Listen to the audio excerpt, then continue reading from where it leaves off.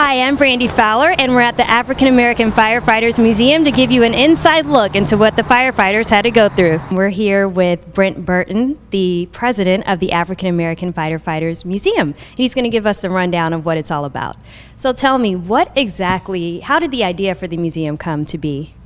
Well, it was back in 1995 or so, a group of firefighters, and including our retired historian, Mr. Arnett Hartsfield, had the vision to make this facility more than what it already was. This was an historic landmark in the city of Los Angeles, being the oldest freestanding black firefighter station where black firefighters were once housed. So we felt that it was necessary to do more than just have it as a landmark.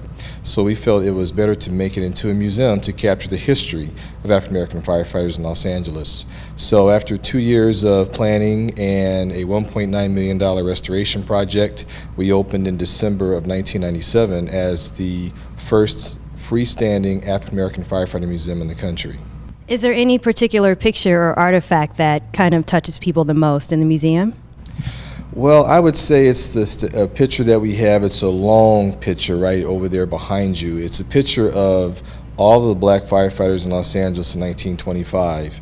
One day at shift change in the morning, they got all the guys together and they stood in a long line, and the officers, the captains, sat in the front of the station. And that picture really grabs everybody's attention because it's something that you really don't see a lot of.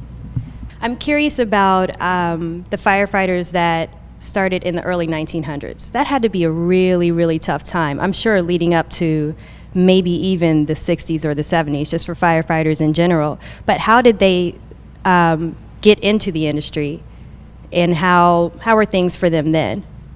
Well, it was interesting. You know, the fire department in Los Angeles went from integration to segregation and back to integration. So, excuse me, our first black fireman was Sam Haskins, 1892, born a slave in Virginia, came to Los Angeles, joined the fire department, and unfortunately he was killed 3 years later in 1895 responding to a fire when the truck hit a dip and he was fatally injured. The second black, George Bright, started in 1897, and everything was okay. They were working the fire stations to our knowledge and what we've researched, and several other firefighters came on the job. But when George promoted in 1902, that's when they started segregation, because it was unthinkable to have a black man in charge of white men. And so that's when they segregated all the firefighters that were black, put them together in one fire station, and then there was another fire station that had black firefighters, but they were under the command of a Mexican American lieutenant. And so when they combined the two stations in 1912 and they promoted another officer, they were segregated. They were on the list like everyone else. They got hired, pulled off the list, but when they moved from that one first station that's not too far from here to this firehouse, they had to hire more black firemen to man the ladder truck company.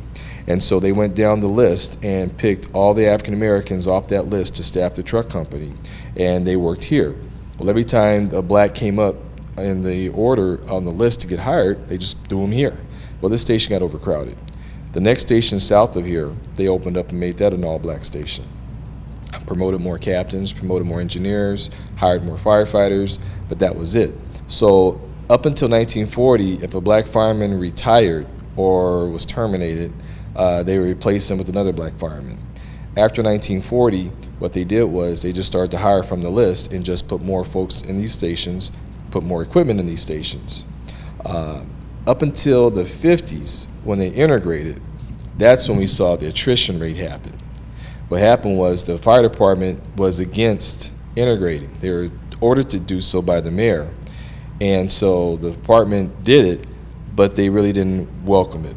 So they started to attrition off all the black firemen.